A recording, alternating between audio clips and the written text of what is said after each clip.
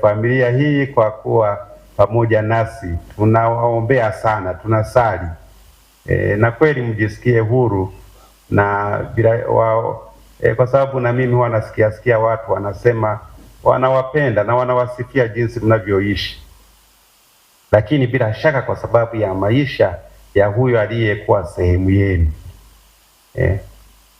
Kuna wengine kupita hata Nyerere Road kwa mguu wanaweza wakashindwa kufika, kutoka mwanzo mpaka mwisho watu wanaweza wakakumaliza, lakini nyie mko huru,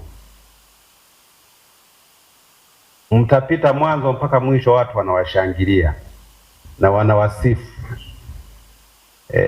Kwa hiyo hata ambao ninyi mnaenda kuwa viongozi wetu baadaye, kuna watoto hapa, kuna vijana, na nyie mtakwenda kuwa viongozi.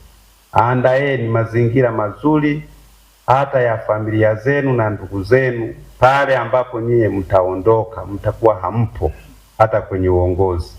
Mkivuruga, mnawaachia watu shida, watu watazomewa, watu wanaweza wakafanyiwa chochote kwa sababu ya kile ambacho pengine nyie mmekiishi.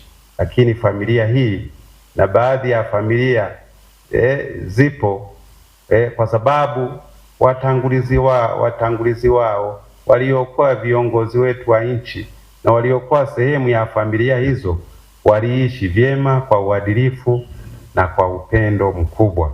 Kumbe familia, tunawashukuru sana kwa uwepo wenu. Ndugu zangu, mambo ya Magufuli yako mengi mno, na haya yaliyosemwa hayo ni machache tu, na mimi hata nikiyarudia sitaweza hata kuyamaliza, na kila yanapoanza kutajwa mtu anapenda yatajwe. Lakini tunachoweza kukifanya, ndugu zangu, sisi sote hapa, wapo wazazi, wapo viongozi, wapo walimu, tuyapitisheni kwa watoto wetu.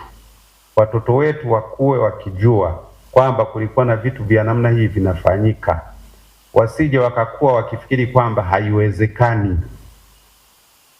Haiwezekani. Ni kweli uongozi wakati mwingine unaweza ukawa wa yule mwenye nguvu, mwenye pesa, lakini Mwenyezi Mungu anajua namna ya kupiga chenga. Chenga ilipigwa tukampata Magufuli. Kuna siku tu atapiga chenga tutawapata wale wanaoweza kutuongoza vizuri na kutupeleka huko ambako na sisi tutapaita ni nchi yetu ya nini, ya ahadi. Kwa hiyo tuwalee watoto wetu, tuwafundishe wawe waadilifu, wampende Mungu na watu, na waipende nchi yao, waipende. Hayo yote aliyokuwa nayafanya Magufuli ni kwa sababu ya uchamungu wake, upendo wake kwa Mungu, na akawapenda watu. Huyu alikuwa na uwezo wa kuwafanya familia yake kuwa matajiri, na leo tungekuwa na matajiri kutokea Chato, matajiri wakubwa katika nchi hii. Lakini wenzetu hawa sio kwamba wanakoswa chakula, sio kwamba wanakoswa cha kusomesha watoto wao,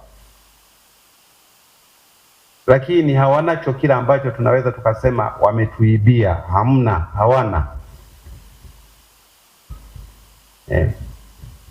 Wengine miaka 2, 3 tu ukimcheki unasema hili ni jizi hili. Huyu alituibia huyu. Unaona? Lakini haya yote ni malezi. Tuwalee watoto wetu wakue vizuri, wadhamirie na wao wawe na nia ya kuja kutuongoza vizuri na kutufikisha mahali ambapo wote tutafurahi. Haya yote sijui SGR, sijui daraja, sijui yote ameyafanya akiwa anapingwa na anasemwa tena hadharani, na wengine tena walikuwa nasema kwamba huo ni ushamba. Huwezi ukanunua ndege kwa pesa taslimu, ni ushamba. Leo mipango ya kishamba hiyo inatufikisha Dar es Salaam, wengine wanafika hata Mumbai. Tungeendeleza ushamba wa namna hii, pengine leo tungekuwa mbali zaidi. Askofu mkuu wa Jimbo Kuu Katoliki Mwanza, Mhashamu Lenatus Ngwande, amesema kipindi cha uongozi wa hayati Dr. John Pombe Magufuli alipokuja na mawazo ya kuanzisha miradi mikubwa, alionekana akipingwa na kukosolewa hadharani, huku akionekana mshamba. Akizungumza leo kwenye misa takatifu ya kumbukumbu ya miaka 5 ya kifo cha hayati Dr. John Pombe Magufuli iliyofanyika katika madhabahu ya Bikira Mariamu Malkia ya Akawekamo, Askofu Ngwande amesema kupitia ushamba wake leo taifa linafurahia na kuzidi kumkumbuka. Miradi yote, sijui SGR, sijui madaraja yote yamefanyika akiwa anapigwa na anasemwa tena hadharani, na wengine walikuwa wanasema huo ni ushamba, hawezi akanunua ndege kwa pesa taslim na ni ushamba. Leo mipango ya kiushamba